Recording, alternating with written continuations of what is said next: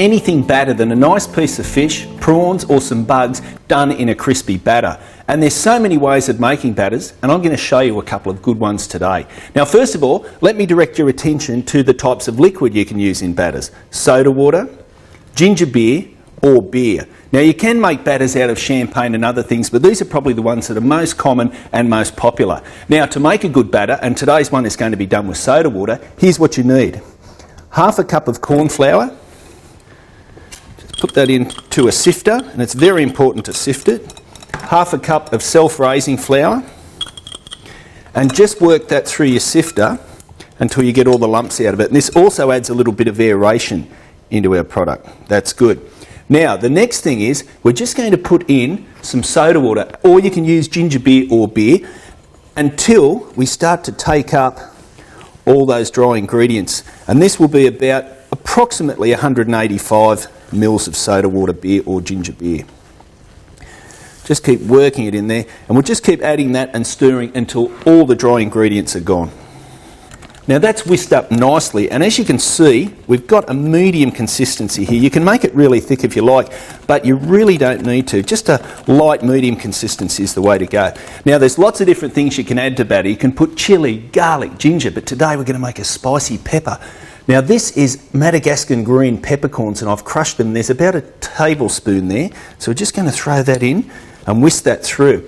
Now the most important thing is never put salt in your batter, because when you put it into your deep fryer, it breaks down your oil.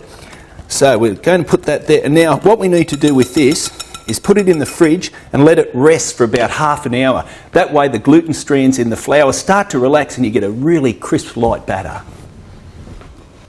Now while our batter's having a bit of a rest in the fridge, I've just knocked up a salad here. I've got some rocket lettuce and some capsicum, and there's some cherry tomatoes, whatever's fresh, and we're going to make a little dressing. What I've got is some whole egg mayonnaise here, and I'm just going to add a good splash of Malibu, which is coconut liqueur, and I'm also going to put in some sweet basil from my garden, and that's what we're going to toss off our prawns after they've gone through the batter to make a nice warm salad. So just combine that until all those ingredients have come up, and that wants to be a reasonably runny consistency. Now our batter's had time to rest, so let's look at our prawns. These are king prawns, and I've peeled and deveined them, and there's 6 of them there, and as I said, we're going to toss that through our salad with our little coconut dressing. Now before we do that, there's a few old wives' tales about batter. First of all is you should always make batter with old beer. No, you want a nice fresh stubby of your favourite throat lubricant, and it's got to be icy cold. Secondly, they say you should always cook fish or prawns or anything in batter in old oil. No! Why would you take a beautiful fresh seafood product and put it into stinky old oil? You want clean, fresh oil, and that's what I've got here today. This is canola oil, and I've heated it up to 180 degrees, so it's got to be hot. That way it seals off the batter and cooks the fish or prawns really quickly. So what we need to do now is we're going to actually deep fry these. So you'll need a good pair of tongs and just some plain flour, and we're just going to put our prawns through here into the batter and then in to our deep fryer. So get your prawns in, your flour, and this is the way you go all the time, flour first, and that's what makes the batter stick to the product. And you can use this for prawns, fish, bugs, oysters, scallops, anything. It's a beautiful batter. I'm just going to move that out of the way and move this over here, and we're ready to cook.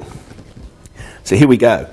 Just going to dunk them, make sure you get a good coverage, and into that hot oil, and float them in. You don't use a basket. If you use a basket, it's all going to stick and you're going to have a horrible, horrible mess. I guarantee it. I know, I've done it before. So float those in, nice hot oil, and they're going to cook for about 30 to 40 seconds at 180 degrees. Now these prawns are perfect, and they come up nice and crispy, so I'm just going to put them on some absorbent paper here. You get a lovely colour out of this batter. You can put a little bit of egg yellow in there to colour it up if you like, but I like it as natural as possible. And look how crisp they are, and they don't take long in the fryer. Okay, that is just sensational. Now what I'm going to do is take our little coconut mayonnaise dressing and pour that into our salad. And then we're going to put our prawns in as well, and they're nice and crispy. And just toss all those wonderful ingredients around. I'll put a little bit of seasoning there, a bit of cracked black pepper, a little bit of sea salt if you like. I love the sea salt or the rock salt, beautiful. A little bit of that in there, just to your own taste. Toss that through, and then we're just going to serve that up on our dish. And look at the colour and the wonderful flavours we're going to have in there. Just going to place that onto our serving dish.